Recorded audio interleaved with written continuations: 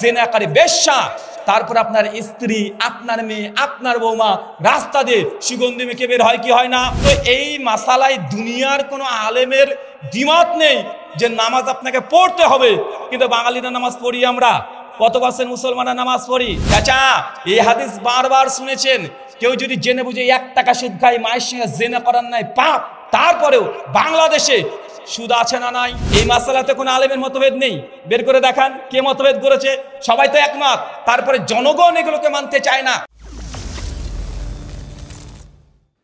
আত্মাহারিক TV, ওহির আলোয় উদ্ভাসিত জীবনের জন্য। সবাই বলি যে আমাদের ঐক্যবদ্ধ হওয়া উচিত, কিন্তু কিভাবে ঐক্যবদ্ধ হব? কেউ নিজের জায়গা থেকে আমরা এক ধাপ সরে আসতে চাই না। আমরা কি চাই? আমরা চাই না। মানে সকলে আমরা বলছি যে মুসলিম জাতি আমরা ঐক্যের প্ল্যাটফর্মে সবাই চাই, কিন্তু কিভাবে আসবেন? কেন আসতে পারছেন না? যতক্ষণ না পর্যন্ত এই বিষয়গুলো নিয়ে পর্যালোচনা করা না হবে, ততক্ষণ পর্যন্ত মুসলিম উম্মার মধ্যে এই মতভেদ থেকে কখনোই কোনোদিন সম্ভবই নয় যে আপনি একটা প্ল্যাটফর্মে আসবেন। তবে আপনাকে একথা বলি যে গোটা বিশ্ব জগতে মুসলিম জাতির যতগুলো দল, মত, পথ, পদ্ধতি, ইসলাম মতবাদ, দর্শন তৈরি করেছে, যতগুলো দল আছে, প্রত্যেক দলকে এক করা এটা খুব টাফ এবং কঠিন বিষয়। আমি মনে করি এটা সম্ভবই হবে না। কেন? কারণ আল্লাহ নবী বলছেন, সুনান আবু দাউদ কিতাবুল ফিতান হাদিস নাম্বার 4597, সুনান তিরমিজি কিতাবুস সুন্নাহ হাদিস নাম্বার 2676, আল্লাহ নবী বলছেন, বনী ইসরাইল যেমন 72টি দলে বিভক্ত হয়েছে, আমার উম্মত হবে 73টি দলে। কত দলে? কতগুলো দলে? 73টি দলে। কুল্লুম ফিন্নার, প্রত্যেক দল যাবে জাহান্নামে। আল্লাহ নবী তারপরে বলছেন, ইল্লা মিল্লাতুন ওয়াহিদা, একটা দল, একটা জামাত, তারা যাবে জান্নাতে। মানে এতগুলো দল হবে এটাই ঠিক। আপনি যদি মনে করেন যে না সব দলকে ভেঙে একটা দল করব, এটা কি সম্ভব? এটা সম্ভব হবে কখনো?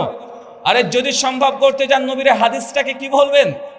আমাদের নবী আলাইহিস সালাম তিনি তো ওহীর ভিত্তিতে কথা বলতেন। তিনি যে কথাটা বলেছেন এটা ওহীর ভিত্তিতে, যে উম্মাতের মধ্যে মতভেদ হবে, মানুষ দলে দলে বিভক্ত হবে, মানুষের মধ্যে অনেকগুলো দল হবে।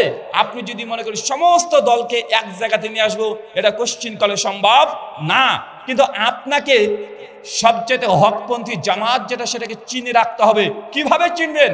আল্লাহ নবী বলছেন, মা আনা আলাইহি ওয়া সাহাবী, যারা আমার পথ অনুকরণ করে চলেছে, যারা আমার সাহাবীদের মানহাজ, তাদের পথে অনুসরণ করেছে, এরা হচ্ছে জান্নাতি দল।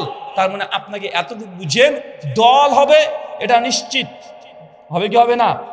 কিন্তু দল হচ্ছে বলেই আপনি যে অভিযোগ করবেন যে তোমরা হুজুরাই তো নিজেরা ঠিক নাই, এক হুজুর এই কথা বলেন, আর এক হুজুর আর এক কথা বলেন, এক হুজুর এক ফতোয়া দেয়, আর এক হুজুর আর এক ফতোয়া দেয়, তাই হুজুরদেরকে গাছে বেঁধে টাঙিয়ে পিটালে সমস্ত মুসলিম উম্মার একমত হয়ে যাবে, এই ধারণাটা শয়তানের অসুসার মাধ্যমে আলেম শ্রেণীদের ওপরে অভিযোগ করা হয়। হয় কি হয় না?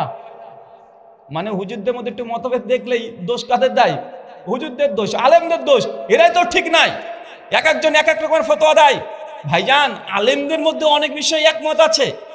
আপনাকে লক্ষ লক্ষ মাসাইলের কথা বলতে পারি আমরা, যে লাখ লাখ মাসালা আলেমরা সবাই একমত, তারপরেও এই জনগণ, জনসাধারণ তারা মানতে চায় না। কেন? কারণ মানতে গেলে তাদের কোনো সমস্যা হতে পারে। আপনি এই হাদিস বারবার শুনেছেন, তাবরানী আল মুজামিল কাবির হাদিস নাম্বার 21103, আল্লাহ নবী বলছেন, মান তারাকা সালাতা মুতাম্মাদান ফাকাদ কাফারা, যে ব্যক্তি ইচ্ছাকৃত নামাজকে ত্যাগ করে দেয়, এ ব্যক্তি কাফের। কোন মুসলিম উম্মার কোন আলেম বলেনি যে নামাজ পড়া লাগবে না। তো বাংলাদেশে কত পার্সেন্ট মুসল্লি আছে? কথা বলেন। এখানে কোন আলেমের দ্বিমত আছে? কোন দ্বিমত আছে? কেউ তো দ্বিমত করেনি।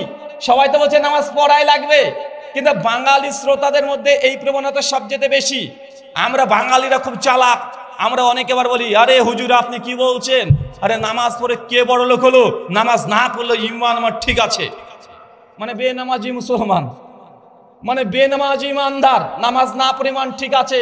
তো এই মাসালায় দুনিয়ার কোনো আলেমের দ্বিমত নেই যে নামাজ আপনাকে পড়তে হবে, কিন্তু বাঙালিরা নামাজ পড়ি আমরা। কত পার্সেন্ট মুসলমানরা নামাজ পড়ি? চাচা, এই হাদিস বারবার শুনেছেন, কেউ যদি জেনে বুঝে 1 টাকা সুদ খায়, মায়ের সঙ্গে জেনা করার নাই পাপ, তারপরেও বাংলাদেশে সুদ আছে না নাই? মুসলমান সুদ খায় কি খায় না? সুদ খাওয়া পরোক্ষ পাপ, মায়ের সঙ্গে জেনা করা। সুনান আবু দাউদের হাদিস, হাদিস না 3418, আল্লাহ নবী বলছেন, কোন মহিলা যদি রাস্তাতে বের হয় আতর সুগন্ধি মেখে, তাহলে ওই নারী জেনাকারী বেশ্যা। তারপর আপনার স্ত্রী, আপনার মেয়ে, আপনার বৌমা রাস্তা দিয়ে সুগন্ধি মেখে বের হয় কি হয় না? এই মাসালাতে কোনো আলেমের মতভেদ নেই, বের করে দেখান কে মতভেদ করেছে, সবাই তো একমত। তারপরে জনগণ এগুলোকে মানতে চায় না। সূরা নিসার 11 থেকে 21 নম্বর আয়াত আল্লাহ বলেছেন, যদি বাবা মারা যায় তাহলে ওয়ারিস তার পরিবারের যারা মেয়ে আছে, মানে আপনার বোন, বাপের সম্পত্তির ভাগ পাবে। কতজন ভাই বোনকে ভাগ দেন? কতজন আছেন? আপনি তো বোনের সম্পত্তি মেরে খান।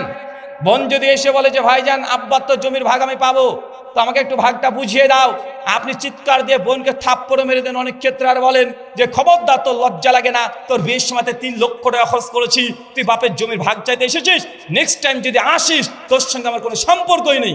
বলেন কি বলেন না? তো এই মাসালাতে তো আলেমদের ঐক্যমত, এই মাসালায় তো কেউ দ্বিমত করে না। তার মানে বোঝা যাচ্ছে আলেমদের মতভেদ এটা অনেকর কারণ নয়, অনেকর কারণ জনগণ আপনারা সত্য যাচাই করতে চান না, সত্য মানার জন্য আপনাদের ভেতরে অনেক প্রতিবন্ধকতা সৃষ্টি হয়। তাই আগে আপনি নিজে সচেতন হন যে না, যেটা হক সেটা মানবো তো ইনশাআল্লাহ, সবাই মানবো তো। তার জন্য তো আহলে হাদিস আন্দোলন বাংলাদেশের যে স্লোগানটি কি? সকল বিধান বাতিল করো, ওহির বিধান কায়েম করো। এটা হচ্ছে মূল স্লোগান। যে সকল বিধান বলতে গেলে আপনার নাফসের মধ্যে থেকে যেগুলো চাই এটাকেও বাতিল করতে হবে।